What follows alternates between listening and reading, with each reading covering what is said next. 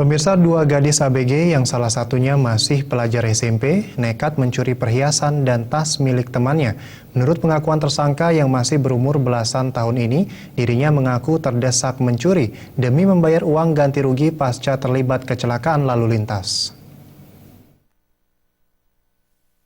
Jajaran Reskrim Polsek Denpasar Barat memeriksa dua gadis ABG berinisial NP usia 19 tahun, warga Jalan Buanokubu Denpasar yang tidak memiliki pekerjaan, dan MW usia 14 tahun, warga Jalan Intan Permai yang masih berstatus pelajar kelas 3 SMP.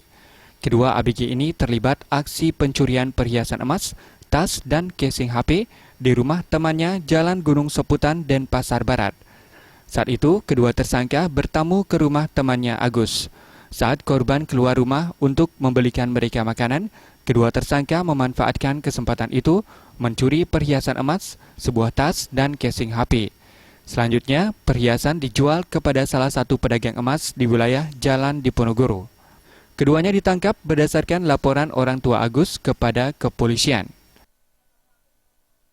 Jadi pelaku ini bersilaturahmi, bermain di rumah temannya ini, yang teman SMP-nya ini.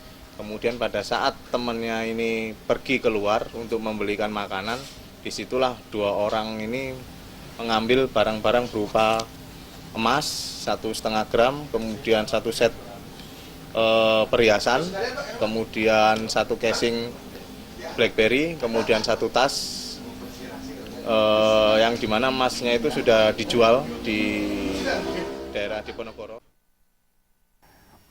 Pengakuan tersangka karena terdesak biaya untuk membayar ganti rugi kecelakaan sebesar 500.000. Karena tidak memiliki uang, niatnya timbul mencuri perhiasan milik temannya.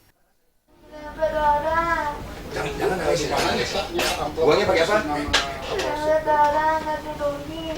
Nyerempet orang. Kamu nyerempet orang ganti ruginya berapa? 500.000. Atas perbuatannya, kedua tersangka dijerat pasal 363 KUHP dengan ancaman 7 tahun penjara. Namun karena MW masih di bawah umur, proses hukumnya ditempuh melalui proses diversi. Raiswantara dan